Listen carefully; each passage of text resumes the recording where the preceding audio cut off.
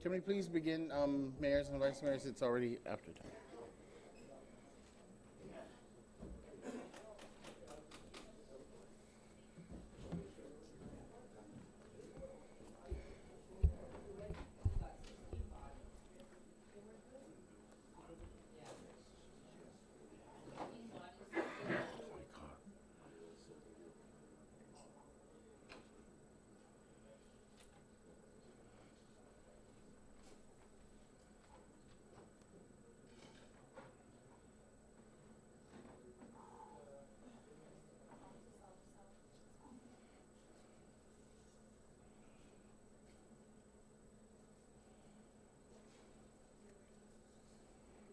Okay, good morning, everyone. It is 10:10 in the morning on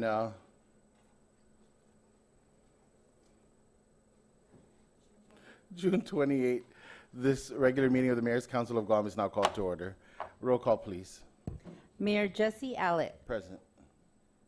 Mayor Dale Alvarez, Vice Mayor Jesse Bautista, Vice Mayor Peter Benavente, Mayor June Bloss, Mayor Anthony Chargaloff, Mayor Ernest Chargaloff, Mayor John Cruz, Vice Mayor Kevin Delgado,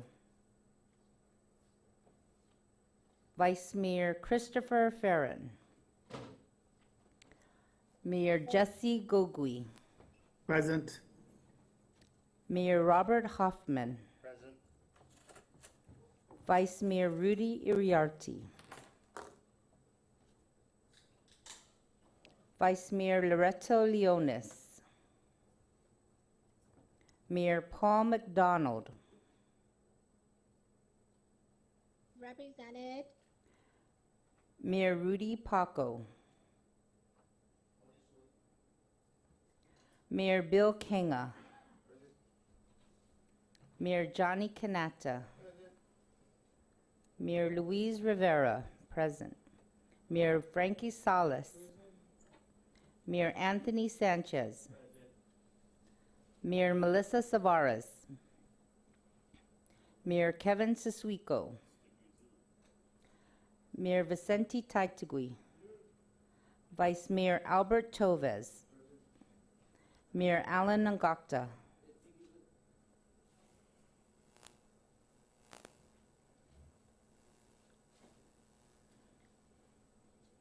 Mr. President, we have 17 members present and 2 virtual.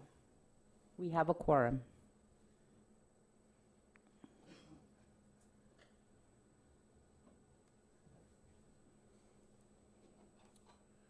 Thank you.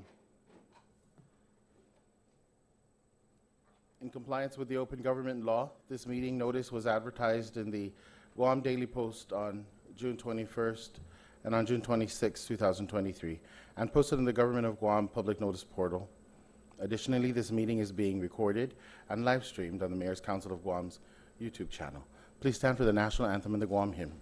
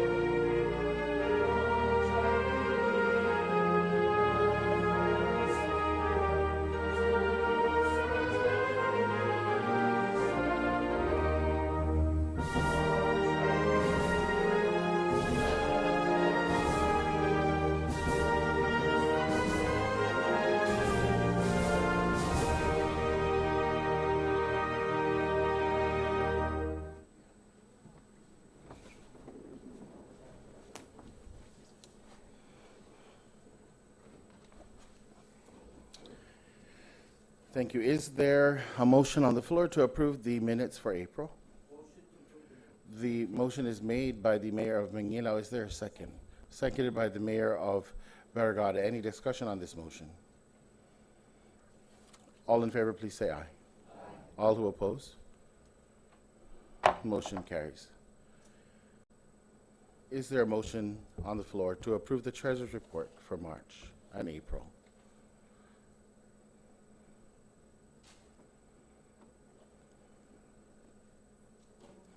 The motion is made by the Mayor Barragata to approve the minutes. Is there a second? Second. It is seconded by the Mayor of Sinahanya.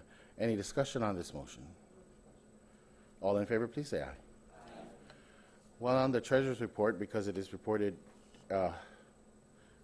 monthly, there was a concern or suggestion by one of our members to increase the hosting stipend.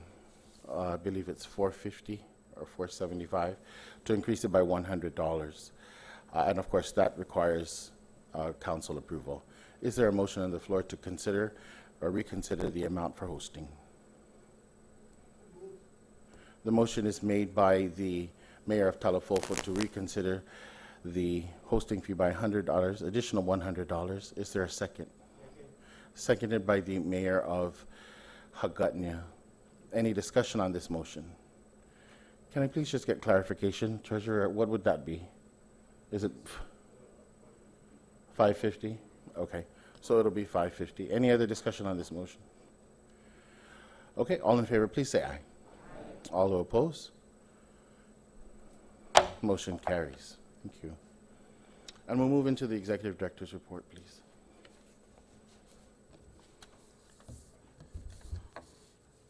Good morning, everyone. Of course, today is the 35th day after Typhoon Mawar. Hopefully everybody is still sane, got power, got water. I know we're still very busy with the cleanup, but we'd like to, first off, wish Mayor June happy birthday. And we'd like to take this opportunity to thank also Mr.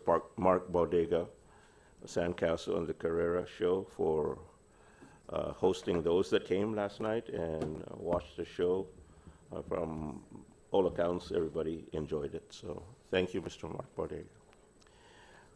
All our village green debris sites are closed except for Jigo, Sinahanya, Talafofo, and Jotnya. I know that I'll be getting an answer today from Jotnya, whether he can close, and Sinahanya has already said that we can close Sinahanya. The request from FEMA is because there is no security anymore at these sites, that our villages, you yourselves or your staff, do spot checks of these sites after hours between 6 p.m. and 6 a.m. There is a purchase order being routed through by EPA to get a private security company to man these sites until the U.S. Army Corps of Engineers takes over. The cleanup and processing of these village sites is slated to start as soon as possible. There's a contract that has been let out to LMS, Land Management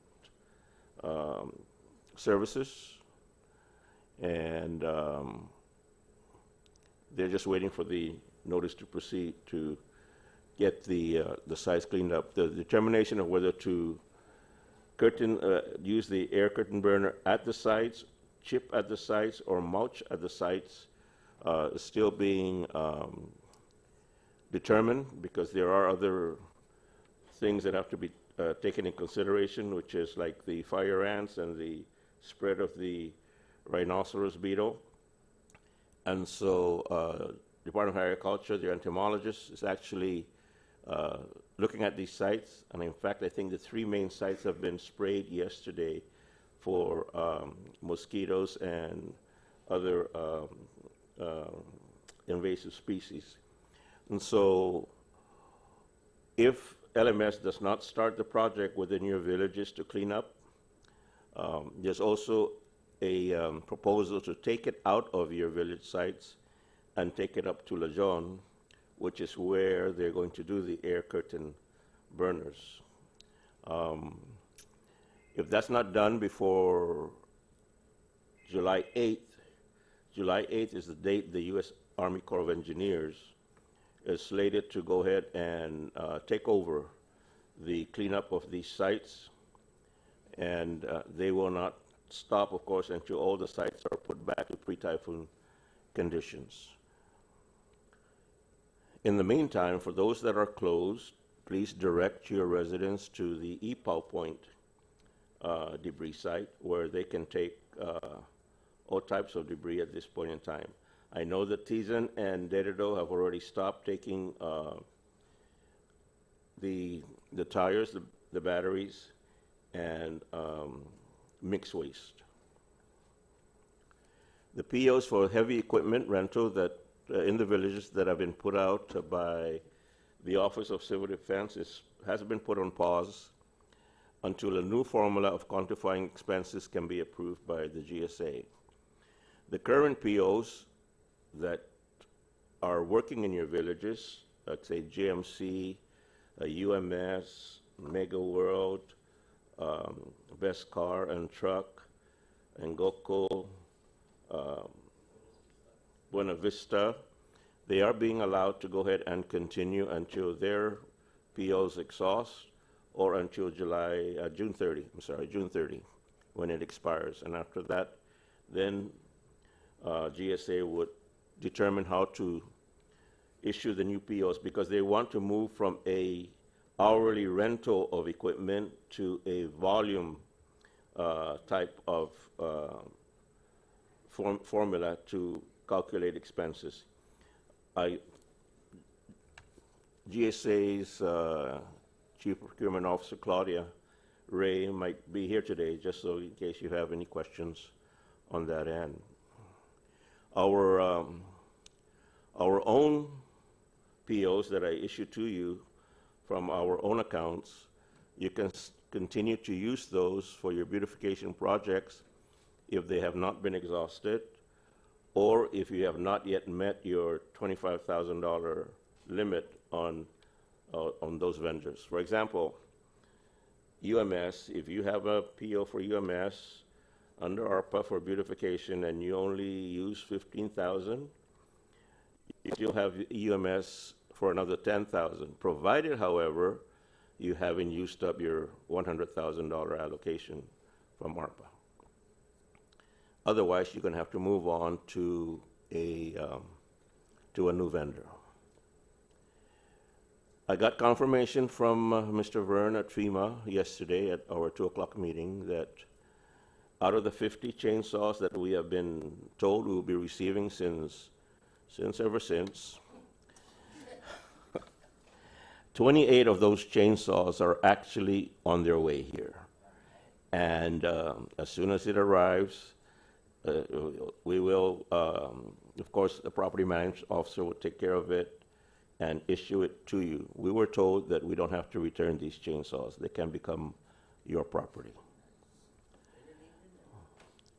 The OT and typhoon-related work within the villages continues and is covered under the executive order. The first batch of IPS timesheets are all at DOA payroll. It is being processed and posted as we speak, but they are waiting for an assignment of an account number.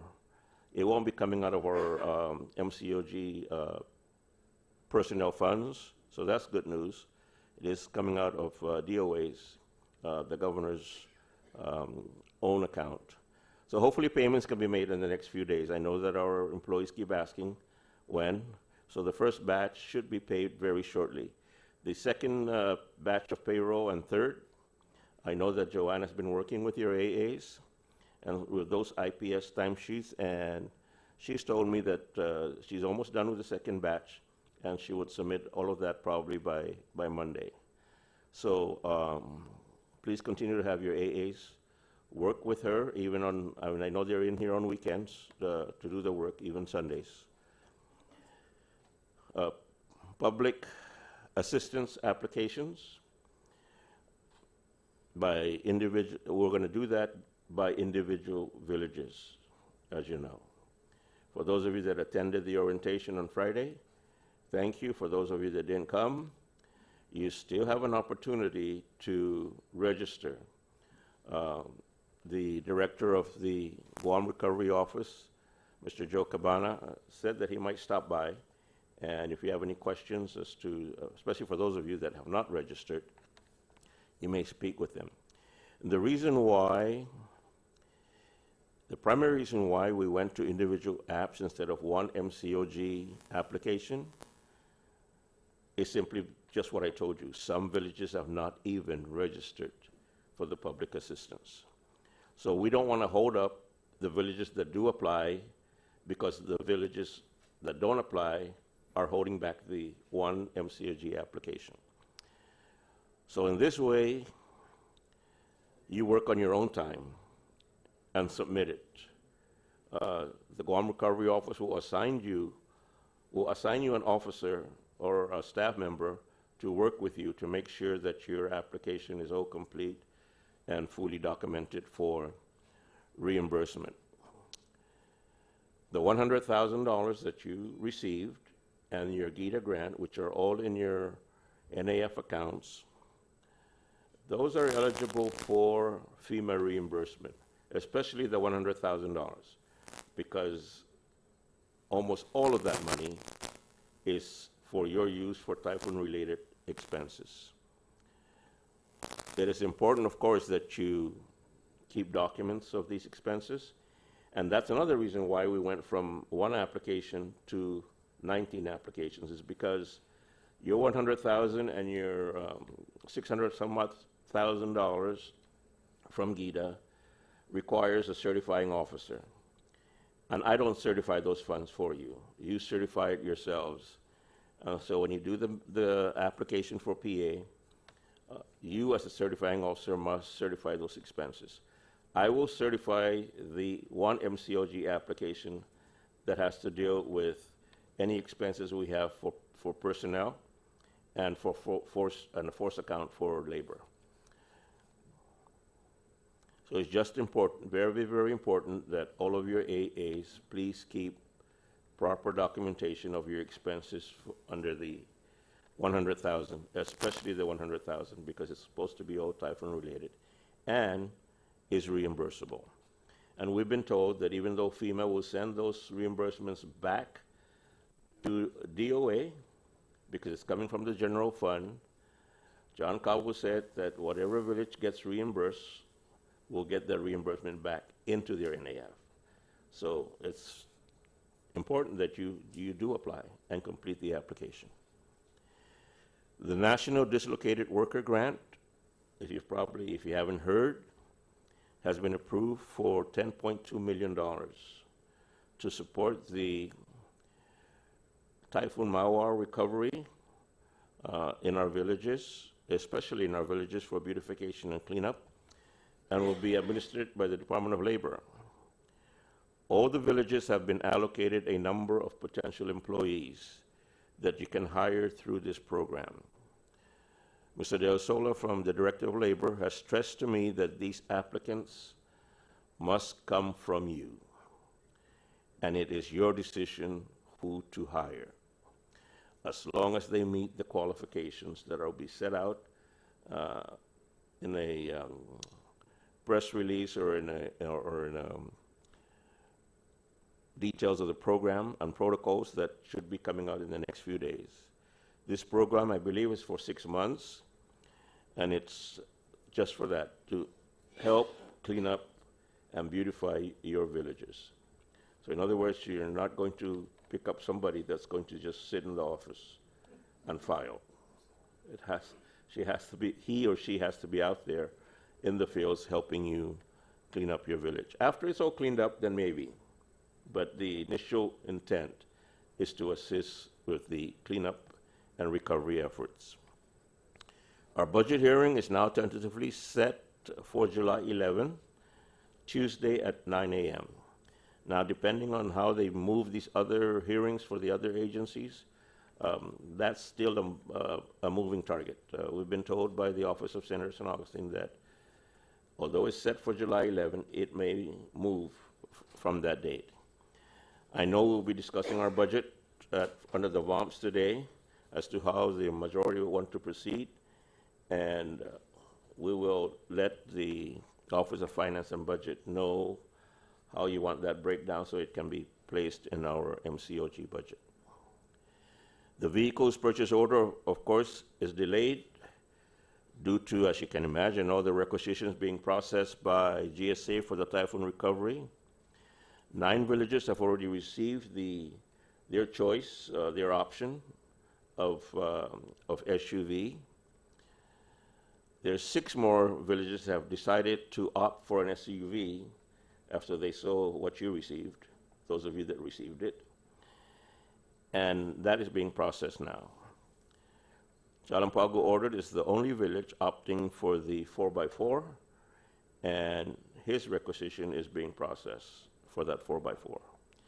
The remaining villages that opted for the 4x2 pickups we are just awaiting the bid award, and we will ride on that award. If it won't be awarded to the MCOG, it'll be awarded to another agency, but it'll be the same spec, so we will use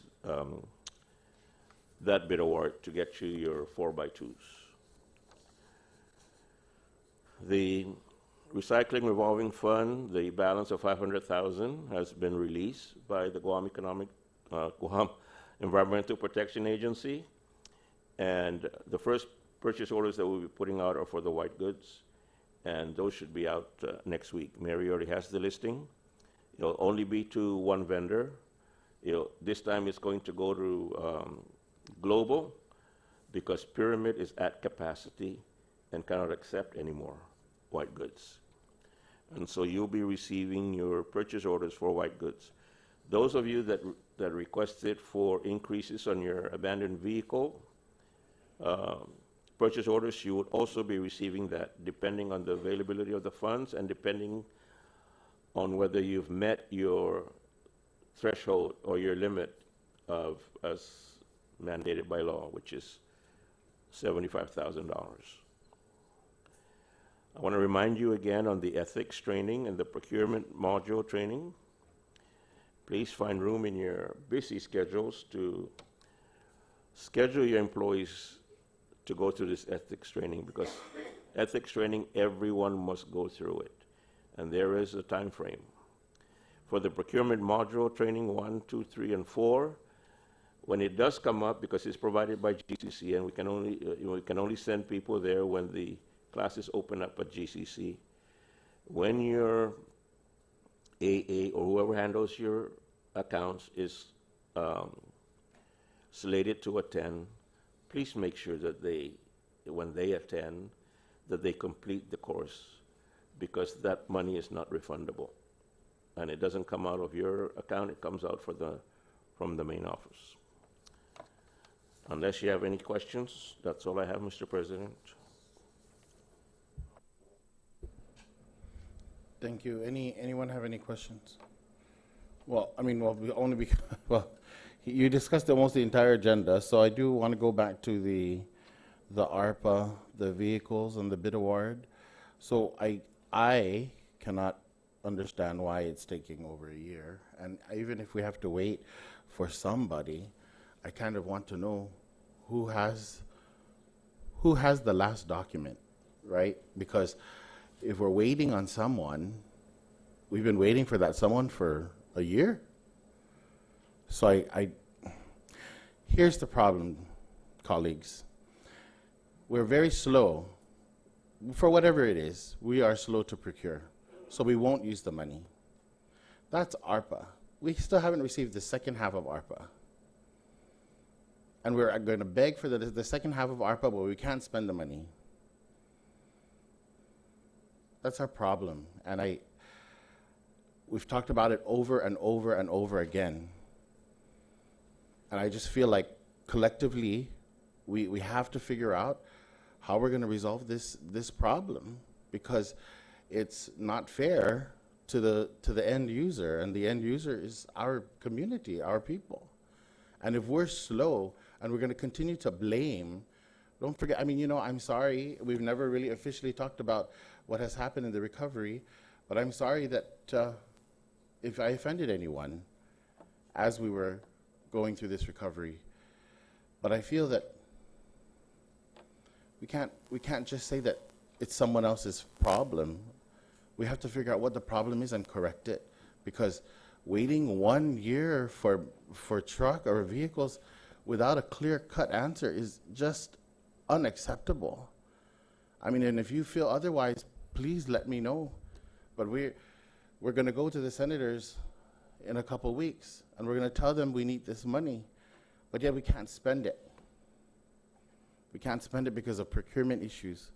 We can't spend it because someone wasn't trained properly for whatever reason. And I just feel like discussing it sometimes is a moot subject, because it doesn't, we think about it today and then it fades away and no one thinks about it again and waits until, you know, we can't handle it again and come back to the table to figure out what's the problem. But I mean, we've been talking about these vehicles for ever since the governor gave us this ARPA. And it's 2023. We're supposed to use this money this year. So if anyone has any ideas, I think that's the discussion that we need to have, because I don't have all the solutions. And you know, as officers, we have talked about it, but if there's anyone else that has any suggestion as to how we can improve our services, I certainly want to hear from you. Any other, well, I'm not going to get a response, I don't think, but is there any other, the mayor of Inalahan is. No, I did recommend several meetings ago that because of the monies that we're all getting collectively and the mere fact that there is a chokehold with procurement, and I understand that it is a heavy burden on whoever's doing the procurement work for us, I did recommend that we temporarily hire either 1, 2, or 3 procurement folks just to come and help us get over this hill, so that we can, like you said, it's unfortunate that we're going to be in a position where we're going to ask for the second half of the ARPA. Unfortunately, we're not even done with the first half. I'm not quite sure what the percentage is with that, but we definitely do need, because aside from the ARPA funding, just our regular operational funding and everything else moving forward, I think we just got to get out of this hump, out of this dark side right now. And of course, the super typhoon didn't help any, causing a big delay and allowing for everybody else to restructure and do other work that was not, you know, I want to say beneficial to us in regards to the money still sitting in the bank. So again, I'm going to again recommend that we temporarily hire someone else to help us provide relief for what we have withholding. I mean, there are many things that we have all put in. Unfortunately, it's sitting down, and again, like I think because of the money, the infusion of big money into the council, it's been overwhelming and I think overtasking. So therefore, again, I'm going to stick to my own recommendation of getting new bodies in there to help provide relief. Thank you, Mayor. I guess, Angel, I could ask about the follow-up to that question, because I don't believe which meeting it was, but we did talk about it, and I'm not sure we got an update on whether or not we were able to hire anyone. Yes, I know at a couple of meetings back you had asked the status of the administrative assistant positions that we had sent into DOA for profiling. I know even the special assistant on municipal affairs, former Mayor Bob Luzama, followed up on that. We do have a response back to that. We do have one person that has qualified. We are currently trying to work with her to make sure that she has all her needed documents to complete her application, put in her clearances, and we should be able to get somebody on board. As far as the procurement officers, we would have to get approval again from the people that are giving us the ARPA funds to see whether that is a possibility. I'm sure it is, but we need to send in again names to DOA for profiling for that kind of position. And if you know of anybody that does this kind of work and is willing to work on a limited term basis, please send the names our way so we can send it in to, with your application, send it in to DOA. I also want to mention that part of the ARPA money that is still available to us, the other half, or whatever is left over from that half, $2.8 million of that is already being set aside to offset whatever happens in our budget dealing with our maintenance workers. So that is still an issue that that has to be decided once we find out from the legislature what it is that we'll be getting in our personnel budget. But, Mr. President, I will work with you and the officers to come up with a plan on how we can get things moving further along. I'm sorry to say on the vehicles, because there is no bid award under MCOG, we just have to wait until there is a bid award that's being issued to other agencies. That's how we were able to get the SUVs sooner rather than later, is because we rode on somebody else's bid award, which at this time now is going to be the fire department. The first one we rode on is Guam Customs, but this time it's going to be the fire department. But I will come up with a plan, Mr. President, and give it to you by next week on how we can help resolve some of these bottlenecks that we have for the procurement.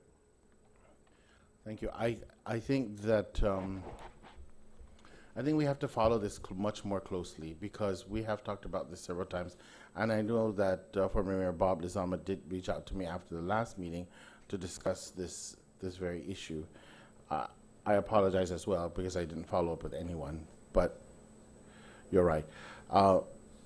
Mayor Chagloff, is this going to be a follow-up or is this something else? No, it's a follow. Okay.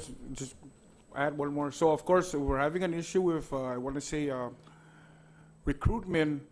My suggestion again would be, or new suggestion would be, let's work with Department of Administration. Let's work with their procurement folks, buyers, whatever their titles are, but be in a position where we're asking them to flex in on a Saturday and Sunday.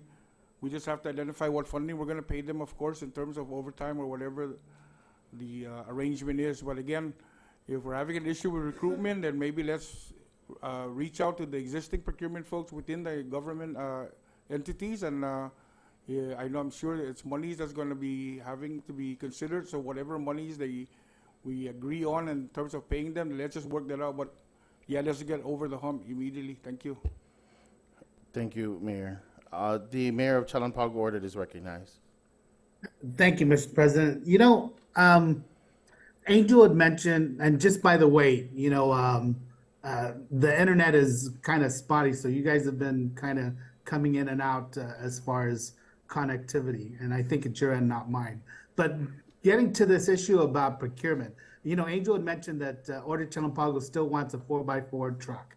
I mean, yeah, under the ARPA funds on procurement vehicles. I mean, if after all is said and done, and we're the only ones seeking a 4x4 truck, and we're trying to ride another agency's bid, I mean, if that's the case, we'll go ahead and take the two 4x2 trucks in lieu of a 4x4 truck, because you know, I don't want to hold up progress. But the bottom line question is, the bottleneck I don't think is the mayor's. I mean, it's whoever's putting out these IFBs that we're trying to ride another agency's invitation for bid, or the queue of GSA processing IFBs for all of the line agencies is so overwhelming that ours is at the bottom of the pile of listing. We don't control these IFBs. You know, we don't actually initiate these IFBs. It's through the council over to GSA saying that we want to purchase these things. And so, I mean, if there's a bottleneck and we need more people, I'm assuming that it's over at GSA, and for construction type projects, it's potentially over at DPW, because they're the procurement arms for, you know, most of the types of work that we're trying to and purchases that we're trying to effectuate with these ARPA funds. I mean, my $100,000 ARPA, for example, that we received for beautification was basically to replace the fence line around my baseball field, and that's been at the council for Angel over 6 months. And there's been some things that they've asked us to do, and so we've gotten the information in. But I think maybe 3 months ago, all of that information was given, and now it's in the hands of GSA to publish the IFB. And so I can't make GSA work any faster, but they're the ones who now are holding up the publishing or the evaluations of. In fact, I'm not even sure where we're at on the process of the bid to replace the fencing around my baseball field. I mean, because it's taking so long. So maybe you can comment on GSA and potentially DPW on how they fit into this procurement thing and why it's taking them so long to actually process these bids for us. Okay, Mayor, Claudia Ray, the Chief Procurement Officer, may be here today, so I may ask her to go ahead and contact you and give you that information.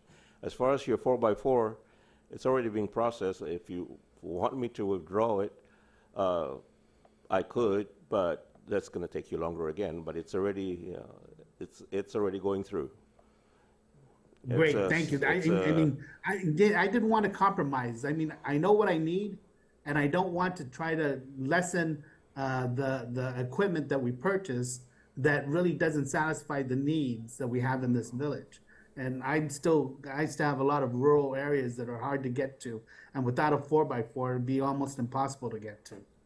So thank you. You're welcome. Thank you. Any other question? Anyone have any other questions or concerns? If not, moving on to committee reports. Any boards and commissions have a report for the council? Any standing committees? Thank you. Moving on to unfinished business.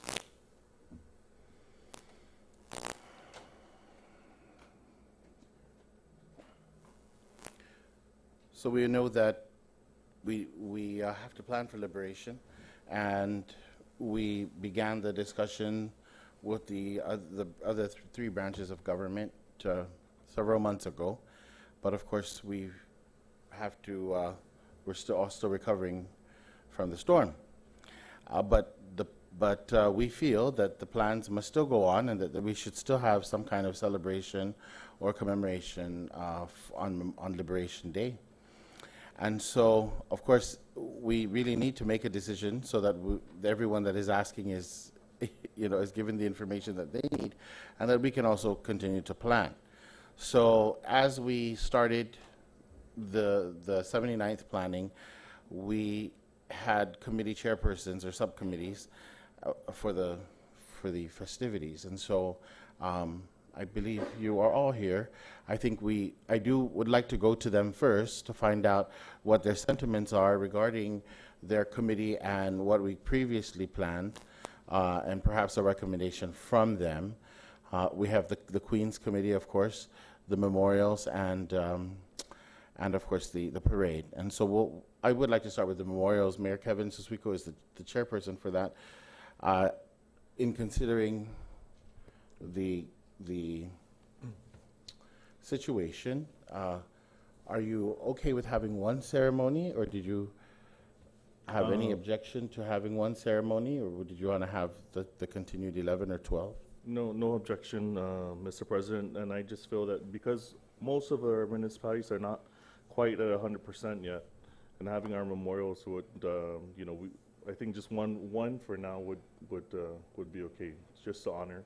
And of course, if the respective districts would like to still hold your own solemn and memorial, or just relaying by yourself with your staff, I think that should be okay too as well.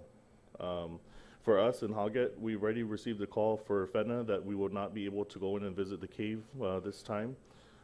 So I'm sure probably even with Sumai Memorial, I'm sure that they're probably going to have a difficult time entering to base too as well. So I would stick with the recommendation with just having one memorial service for all of the memorials this year. Thank you. Thank you, Mayor. Are there any objections to having just one commemoration for liberation for the memorials this year? because if there aren't any objections, I think working with the governor in this ceremony would really be befitting and beautiful. I think we will all be able to participate in that ceremony all at once as well. And like the chairperson said, if the mayor of a particular village or memorial would like to have a special tribute of some sort on your own with your whomever, that you're still willing to do that. I mean, you're still able to do that. Okay, if there aren't any objections to having that one ceremony, we will continue to work with the governor's office and the other branches of government to plan that ceremony. The Queens Committee and the raffle, I know that we already started our raffle, so I really recommended that we did not cancel the raffle and that we just proceed with the raffle. And of course, so we will have a queen this year, which is good, something positive. And we have the raffle tickets, of course, so that we will continue to raise some of that money. So the chairperson is, co-chairperson is Mayor Louise. Your thoughts, Mayor, on what you want to do or how you want to proceed with your committee? We will still be proceeding. The one and only final counting was rescheduled till July 5th at the Bank of Guam. And then the coronation has been moved to July 16. That is a Sunday. And we also have a Queens Committee meeting this afternoon at 3:00 p.m. So I will keep you more informed of, any decisions that are made. Thank you, Mayor. Are there any objections to that plan for the one count? Oh, so before, I do have to say that before that decision was made by their committee, the mayors did reach out to all of you who are participating in the contest to find out if you were okay with that change and if your candidate was okay with that change, because there was certainly an amendment to that initial contract. Are there any objections to that plan from that committee?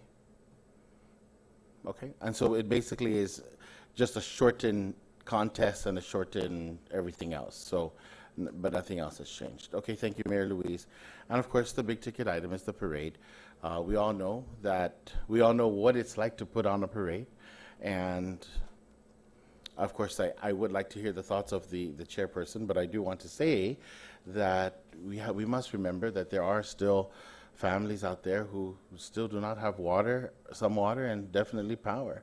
As much as we see the percentage being over 90% restored for power, all of us can identify more than a few pocket areas. So in considering that there are still some of our people who are not 100% recovered and that we continue to do recovery work, I really feel that a parade this year is going to be too much for us to handle.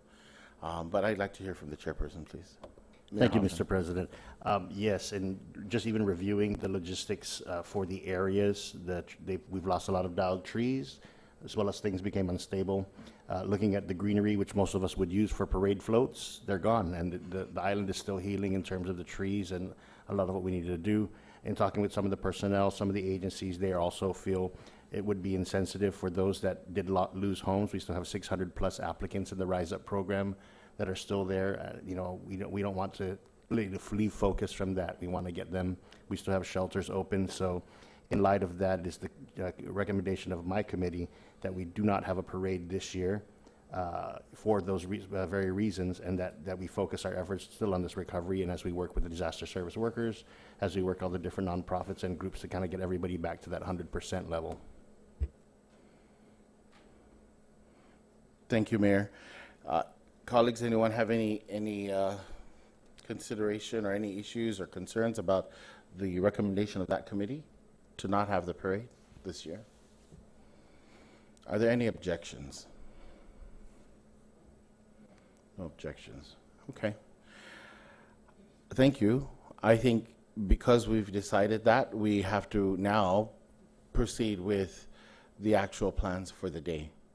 And so, of course, a plan that was vetted through the governor that she also likes is to have a mass in the morning, the memorial ceremony, and then to have some sort of event right after. Of course, we use the term block party, but it could be any kind of event after the memorial. So of course, all of this taking place in Hagatna. I would venture to say that the mass could be at 9 a.m. and then the memorial at Plaza de España at 11 a.m. And then right after that, we kick off the event, whether it's a block party of sorts or whatever it is that we decide. Obviously, the big attraction to that would be fireworks and drones and a drone show. So I think that has to be in the consideration of the evening plans for the 21st. And I think for the most part, that's where we're headed with our celebration this year. Are there any objections to that sort of plan No for objection. Liberation Day? No objection, Mr. President. Great. So now that we think that that's going to work out, the block party or that event after the memorial, that has to be something that all of us participate in. I think you saw last year when you participated and the reaction of the people. They're happy to see you out there. They're happy to see your village. And so if we do something, I think we all need to be a part of that. Any thoughts about that? As long as it's sustainable and in a small scale for some of the things that we're not taking away from all the laborious that we're doing. But you are right. I think it could be a day of reflection, remembrance, and just that little gathering or a large gathering of our people celebrating those frontline workers, those workers who really put everything back together. I know we still have over 400 plus FEMA reps on the island. They'll be here at that time. We also know that there's still interest from the Okinawa Marine Band to still come to Guam to participate in somehow. So I know in discussions yesterday, that's something we're still working on and working with them. But I know that the band out of Hawaii is no longer going to go to the CNMI for their 4th of July event. So if there is some kind of role they can play on Guam, whether it be playing the music, interlude music at the memorials or performing that evening or in the afternoon, that's something that's a possibility of what we were kind of envisioning.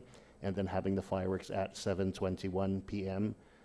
If we can seek the assistance of the Guam Visitors Bureau with that specific task. Well, it's funny how you ask about the Guam, or you mentioned the Guam Visitors Bureau. I think some of them are present today. We might have to call them up. So I also agree with the one-day celebration. I think all of us can focus our efforts on that one day. It would be a very nice event. We will celebrate our liberation. We'll commemorate it. There's no we're not cutting anything short. I think it'll be a great time. I'm still focused on this event after the memorial. Like, what would you buy into? What would you participate in? And I don't know if, ladies at the back from GVB, if you want to chime in real briefly, any thoughts about not an after party, but after the memorial, this block party type event, I think is something that we want to consider. Because families want to come out, families want to be, to celebrate as well. So I think we need to give them the opportunity. And if we focus our efforts on having fireworks and drones, or fireworks or drones, in Hagatna, and we keep everything together, I think it'll be great. I mean, it brings back Festpac memories. If you went to the show last night at Sandcastle, it was great. Thank you, Mark Baudiga.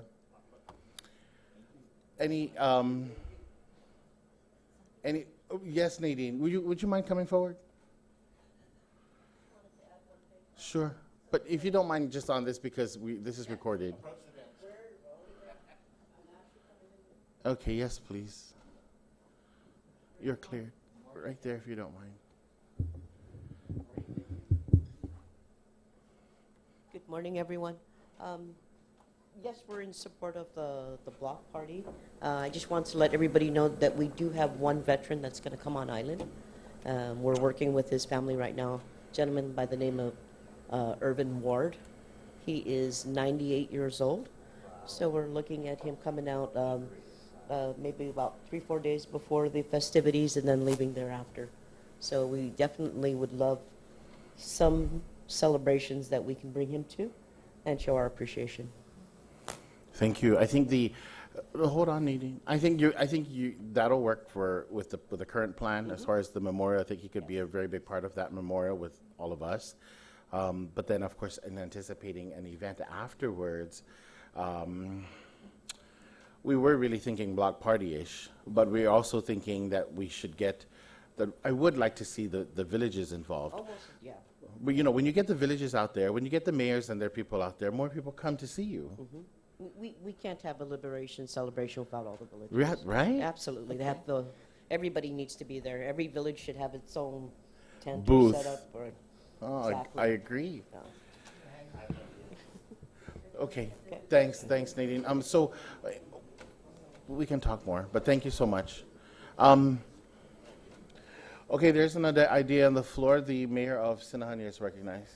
So, I mean, if it's not taxing enough on the food side of it, maybe on the entertainment side of it, that's where we could do the best of, you get, your village musician or something, performer to perform a 3 or 4, 5-minute set of something. So you would have your key people for Hoggets, for example, if, Mr. Johnny Sablon's available, he sings a song, that's the best of Hogget. Then you have, somebody from Tamuning, could be a choir, it could be a group, do something. At least that will cover kind of the entertainment part. Of the highlight would be the Marine Band, and then for the food stuff, it could be a potluck picnic of some sort. And it's June 28, and if you're already talented, you don't need to practice. Right? Thank you for getting that, Mary. Okay, I like the idea. I do, if you hear Mayor Hoffman's suggestion, to get everyone involved, that we have a village contest. And so I think that's a great idea. I think the best of would be great. You could be anything, but it has to be just the best, right? Because if we narrow it down to like a food category and all that kind of jazz, it just gets to.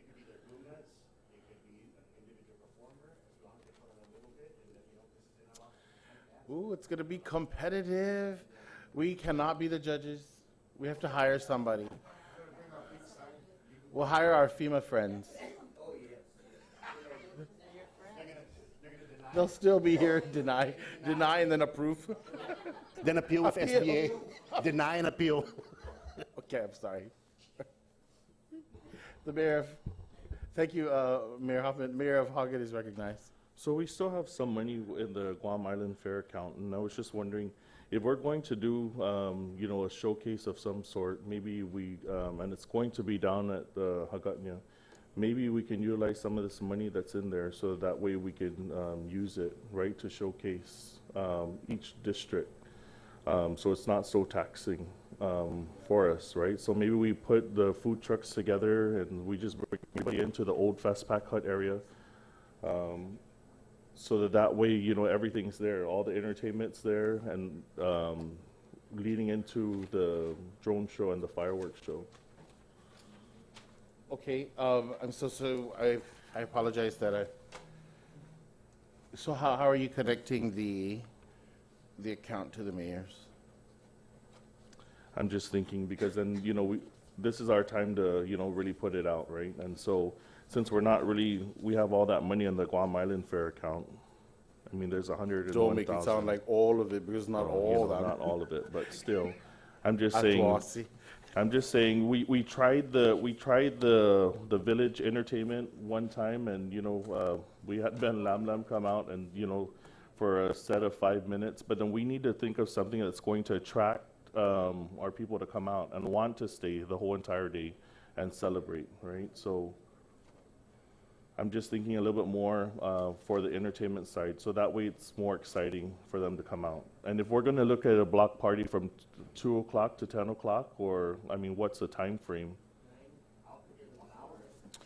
Okay, so because we're discussing this, because it is this discussion, are we suggesting then that there be some type of funding source for the 19 villages if you participate? I think we should, right? Are there any objections to moving from Plaza for the memorial over to the festival huts, perhaps, so that we could utilize the festival huts at that Paseo Park area? Any objections? The mayor of Mingilao is recognized. Would the facility be up to par for the event? It's my understanding that that area's used as a greenway site and there's some damages that sustained in the Paseo grounds. So, Well, we have the festival huts were okay. Actually, I did take a look at them. They were okay. They just need to get painted, which I'm sure we can get volunteers to do that. Of course, I'm throwing it out because there's parking, right? There's parking there that's where all the greenways is at. Yeah. on the basketball side. It's Where right the before the bus basketball. transition side They is, and then block the the green- side, yeah. they block the right side where the bridge is at, you can't go in. The joggers have to park behind the other side and walk around. So if it's gonna be prepared, I don't see a reason why not, but there's some sustained damages around the area, and that's where I was concerned with you with the parking, adequate parking, and of course for the disability and our guests that will be there. So maybe a suggestion, Mr. President, is since the food trucks are normal for the Thursday night food truck rally, they can stay already just for the Friday. And we just close the adjacent roads next to it so they can go from the church to the plaza for the memorials to That would work. the museum area on a Friday, have the food there. We kind of close that down. There's already kind of a built stage there already. Correct. And then all the green space, we just have to pull that one pile of green waste behind the museum. That's it. Okay, so then the question is going to be then, how do we involve the 19 in this? I'm going back to that because we have, if we're going to support this, we have to be there. Do you agree? Of course, of course. Thank you.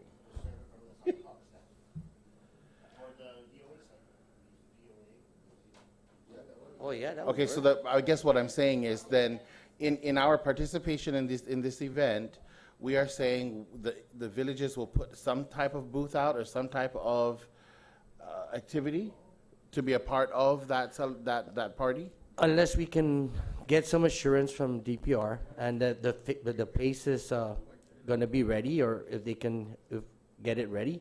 I think Mayor Kevin's idea with those buildings, those structures will be adequate because we don't have to Which structures? subdue with additional employees setting up.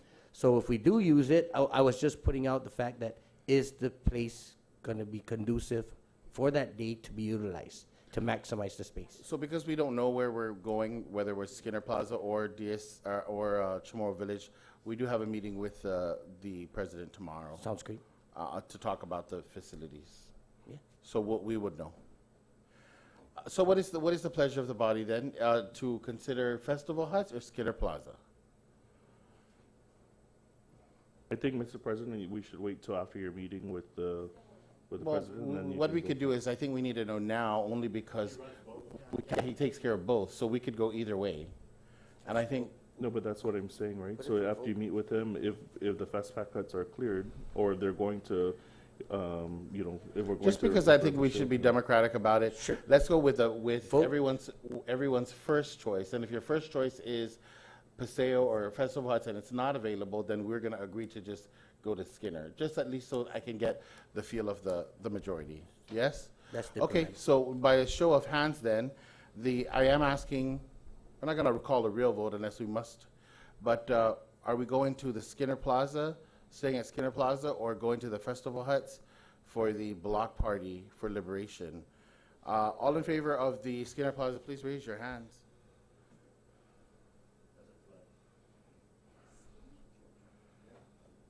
Thank you. You may put your hands down. There's one. And then the Festival Huts, please raise your hands. Okay, it's clear that the Festival Huts, so we will work with the Festival Huts. Okay, thank you. Any other discussion at the moment for just that one-day ceremony, the basic approval of that ceremony, mass ceremony, and then block party at Festival Huts? Any questions about that? Okay, before we move on, I would like to, our friends from GTA are here, and I think we do need to recess for 5 minutes just to receive them and thank them for all that they have given to us. And so, are there any objections to a recess? Okay, so this council meeting is recessed for 15 minutes, please.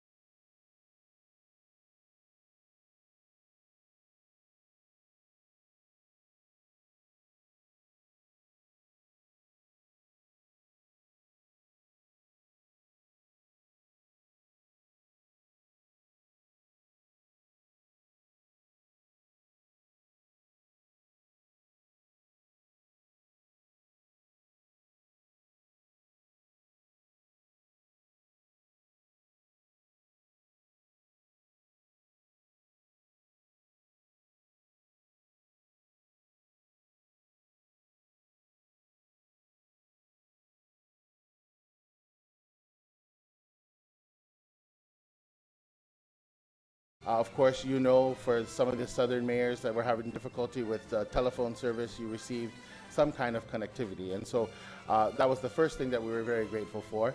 And then the favorite